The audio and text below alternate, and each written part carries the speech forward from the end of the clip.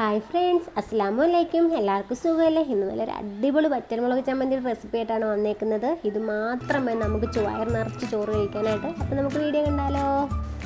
ചമ്മന്തി ഉണ്ടാക്കാൻ ആവശ്യമായിട്ടുള്ള ഇൻഗ്രീഡിയൻ്റ് ആണ് ഞാനിവിടെ എടുത്ത് വെച്ചേക്കുന്നത്. ഒരുപാട് ഐറ്റംസിൻ്റെ ആവശ്യമൊന്നുമില്ല. സാധാരണ രീതിയിൽ തന്നെ നമുക്ക് വറ്റൽമുളകും ചുവന്നുള്ളിയും കുറച്ച് ഒരു ചെറിയ കഷ്ണം ഇഞ്ചിയും കുറച്ച് കറിവേപ്പിലയും 2-3 കുഞ്ഞ് വെളുത്തുള്ളിയും പിന്നെ മെയിനായിട്ട് വേണ്ട നമുക്ക് തക്കാളി ആട്ടോ. തക്കാളി ഒഴിവാക്കാൻ പറ്റത്തേയില്ല. കുറച്ച് പിന്നെ പുളിയും. ഇതെല്ലാം കൂടി ഒന്ന് ഫ്രൈ ചെയ്തെടുക്കാവേ എണ്ണയിലിട്ടിട്ട്.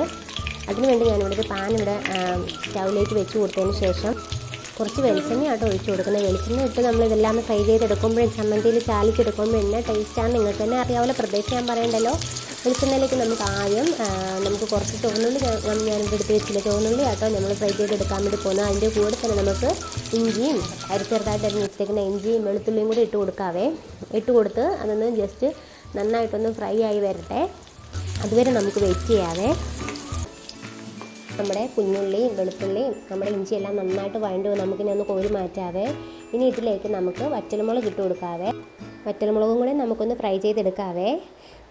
മുളക് ഇടുമ്പോൾ പ്രത്യേകം ശ്രദ്ധിക്കണം, പൊട്ടിത്തെറിക്കാൻ സാധ്യതയുണ്ട്, സൂക്ഷിച്ച് വേണം കേട്ടോ. അപ്പോൾ നമ്മുടെ മുളകൊക്കെ പെട്ടെന്ന് തന്നെ നമുക്ക് ഫ്രൈ ആയിട്ട് വരും. നമുക്കതൊന്ന് കോരി മാറ്റാം.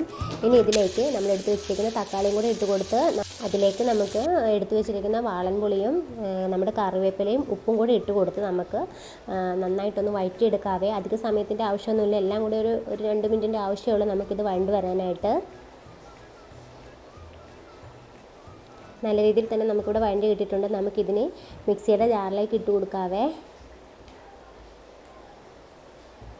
നേരത്തെ നമ്മൾ എടുത്ത് വെച്ചിരിക്കുന്ന വഴറ്റി വെച്ചിരിക്കുന്ന ചുവന്നുള്ളിയും വെളുത്തുള്ളിയും ഇഞ്ചിയും വെളുത്തുള്ളിയും അതും കൂടെ നമുക്ക് ഇട്ട് കൊടുക്കാവേ.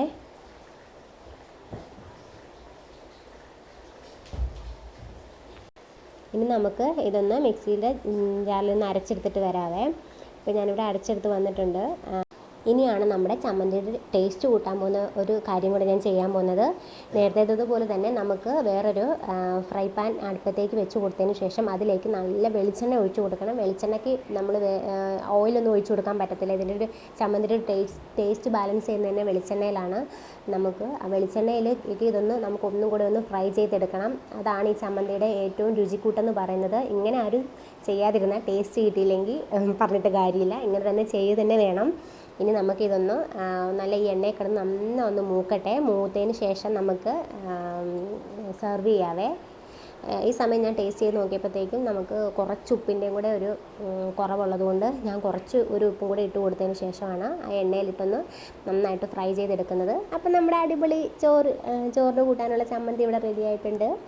എല്ലാവരും പറയുന്ന പോലെ തന്നെ നമുക്ക് നല്ലൊരു അടിപൊളി ചമ്മന്തി ഉണ്ടെങ്കിൽ തന്നെ നമുക്ക് ചോറ് വയറ് നിറച്ച് കഴിക്കാം.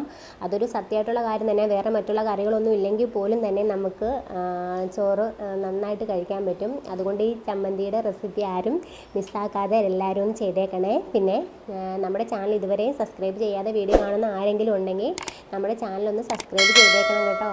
തൊട്ടടുത്തുള്ള ബെല്ലൈക്കണും കൂടെ ഒന്ന് ഓണായി കൊടുക്കുകയാണെങ്കിൽ ഞങ്ങളിടുന്ന വീഡിയോസിൻ്റെ നോട്ടിഫിക്കേഷൻ നിങ്ങൾക്ക് അപ്പോൾ തന്നെ ലഭിക്കുന്നതാണ്. അപ്പോൾ ഇൻഷാ അല്ലാഹ് ഇതുപോലത്തുള്ള വീഡിയോസും റെസിപ്പീസും വ്ളോഗ്സും ഒക്കെ ആയിട്ട് നമ്മൾ ഇനിയും വരുന്നതാണ്. അപ്പം നമ്മുടെ ചാനൽ ആരും മിസ്സാക്കരുതേ, വീഡിയോസ് ആരും മിസ്സാക്കരുതേ. അപ്പോൾ ഇതുപോലെയൊക്കെ ഒന്ന് ട്രൈ ചെയ്തിട്ട് ഇതുപോലൊന്ന് ചോറൊന്ന് കുഴച്ചുണ്ടേ എന്നാ ടേസ്റ്റ് ആയിരിക്കും എന്നറിയാമോ. അപ്പോൾ ഇൻഷാ അല്ലാഹ് മറ്റൊരു വീഡിയോയിൽ കാണാം. Thanks for watching dears.